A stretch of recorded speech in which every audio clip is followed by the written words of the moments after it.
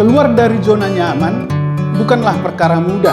Banyak pertaruhan di sana, penuh resiko karena mengharapkan sesuatu yang belum pasti. Hal inilah yang sering membuat kita ragu ketika kita ingin melakukan suatu perubahan besar di dalam kehidupan kita. Namun, di balik ketidakpastian itulah tersimpan potensi yang besar manakala kita bisa melihatnya. Yang sering terjadi justru sebaliknya. Kita cenderung lebih fokus melihat resikonya ketimbang potensinya. Namun menurut saya, kita harus menggunakan sudut pandang yang berbeda agar kita bisa lebih fokus pada potensi daripada fokus kepada resikonya. Saya akan bahas mengenai hal ini nanti di akhir video. Untuk itu saya mohon tolong jangan di skip. Ikuti terus video ini hingga berakhir nantinya.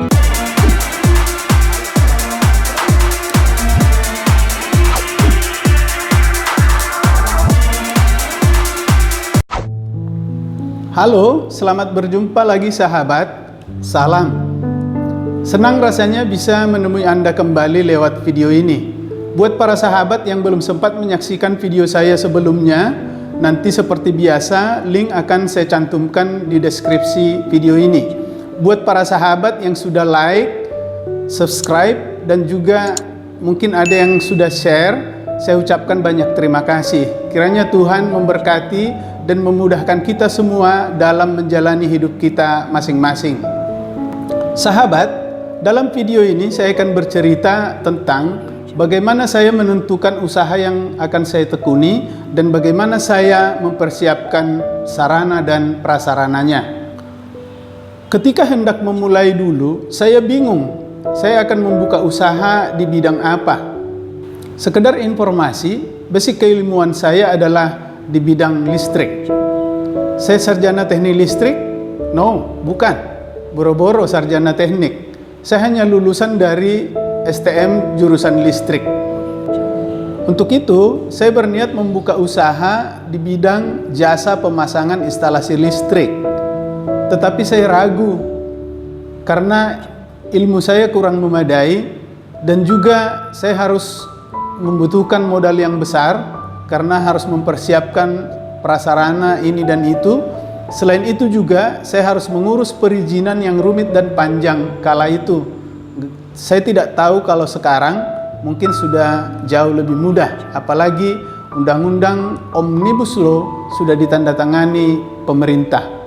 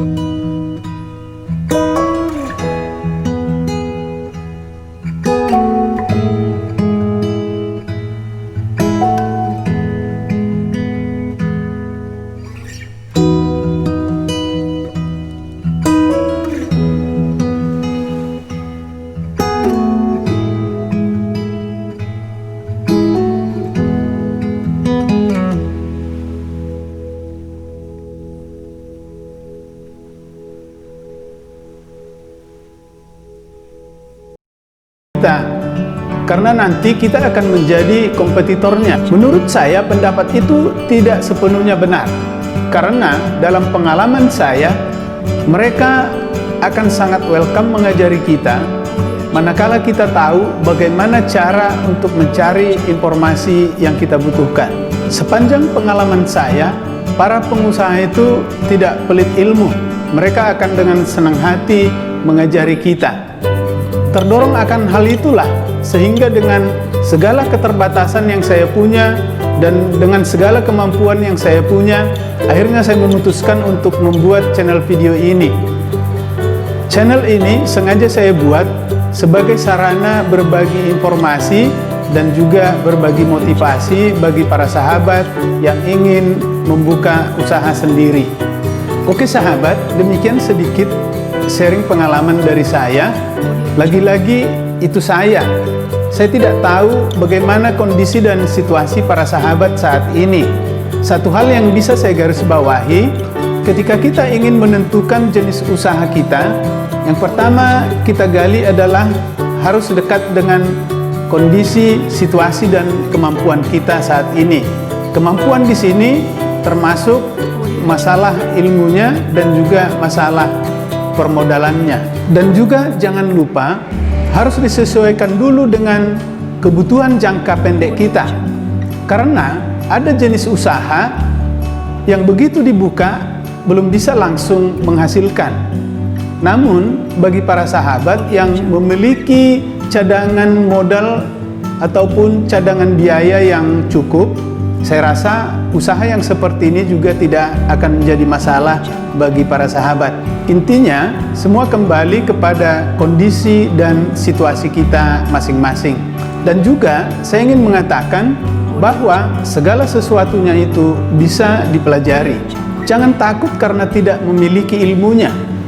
Jika alasan kita di awal cukup kuat, alasan itulah yang akan membimbing kita untuk mencari jalannya sendiri. Ada juga yang bilang bahwa usaha itu harus sesuai dengan passion kita, ataupun kita harus mencintai usaha itu. Hal itu benar, walaupun tidak sepenuhnya benar menurut saya. Bagaimana jika sekiranya tidak ada usaha yang sesuai dengan passion kita, ataupun usahanya ada, namun tidak menunjang pada kebutuhan jangka pendek kita? Apakah kita harus berhenti? Jangan. Menurut saya, segala sesuatu bisa dipelajari.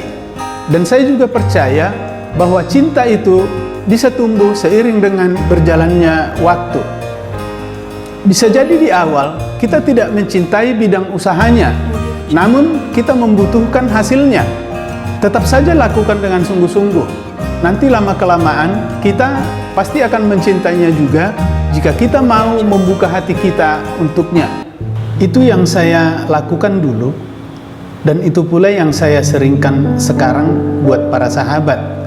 Dulu saya tidak begitu mencintai bidang usaha ini, tetapi karena saya membutuhkan hasilnya untuk menopang kehidupan keluarga saya sehari-hari, terutama untuk mewujudkan cita-cita saya kepada anak-anak saya, seperti yang saya sebutkan di video sebelumnya, saya lakukan saja secara sungguh-sungguh. Akhirnya, seiring berjalannya waktu, saya juga mencintainya, di mana saya masih bertahan melakukannya hingga saat ini.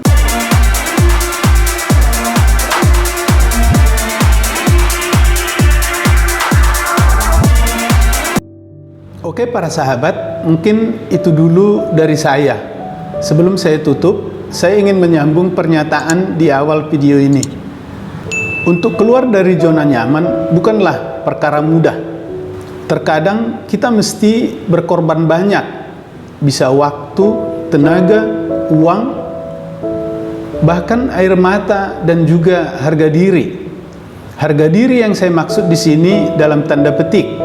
Biasanya ini terjadi manakala terjadi penurunan status sosial ketika kita memulai yang baru. Namun sahabat, itu hanyalah bagian dari proses. Yang harus kita beri perhatian khusus adalah ketika ingin keluar dari zona nyaman, biasanya hambatan utama justru datang dari orang-orang terdekat kita dan dari orang-orang yang sangat kita cintai. Orang terdekat itu bisa pacar, suami, istri, anak, orang tua, ataupun sahabat terdekat kita. Mereka akan memberikan kita alasan yang terdengar rasional menurut mereka, dan bahkan juga bisa terdengar rasional di telinga kita. Rasionalisasi itulah yang akan menghambat kita apabila kita tidak mampu melihat dari sudut pandang yang berbeda. Namun jangan goyah sahabat. Lagi-lagi itu hanyalah bagian dari proses menuju sebuah perubahan. Itu terjadi bukan karena mereka tidak ingin kita sukses, bukan karena mereka tidak ingin melihat kita berhasil, tetapi justru itu mereka lakukan karena mereka mencintai kita. Mereka tidak ingin kita gagal, namun itu hanyalah menurut sudut pandang mereka, karena mereka tidak memiliki sudut pandang yang lain seperti yang sudah kita miliki. Sebagai contoh, ketika saya memutuskan untuk resign dari pekerjaan pertama saya sebagai teknisi dan beralih ke bidang yang jauh berbeda dan tidak mempunyai hubungan, yaitu sebagai salesman, banyak yang mencemooh saya, dan bahkan ada juga yang bilang saya bodoh karena saya harus memulai dari nol lagi. Namun, lagi-lagi karena saya sudah memiliki sudut pandang yang berbeda, saya tetap aja berpindah. Sudut pandang saya seperti apa kala itu? Saya melihat dunia marketing itu dunia yang luas dan sangat besar, otomatis potensinya juga sangat besar. Itu yang saya lihat. Sehingga saya ingin berkarya di sana karena saya ingin mempunyai ataupun mendapatkan hasil yang lebih besar dari yang saya dapatkan dulu. Sama halnya ketika saya dulu memutuskan untuk berhenti kerja dan memutuskan untuk mengurus usaha sendiri, justru tantangan yang terbesar datang dari orang yang paling saya cintai, yaitu istri saya sendiri. Istri saya menyuruh saya untuk meninjau ulang rencana itu. Dia takut kalau rencana itu gagal, keluarga akan seperti apa nantinya. Ini sangat terdengar rasional, namun bagiku ini bukan penghalang. Ini adalah bukti tanda cintanya, karena dia tidak mau orang yang dicintainya gagal dan hidup susah kelak. Namun, karena sudah yakin dan punya sudut pandang yang berbeda, akhirnya saya meyakinkan istri untuk melihat lewat sudut pandang yang kupunya.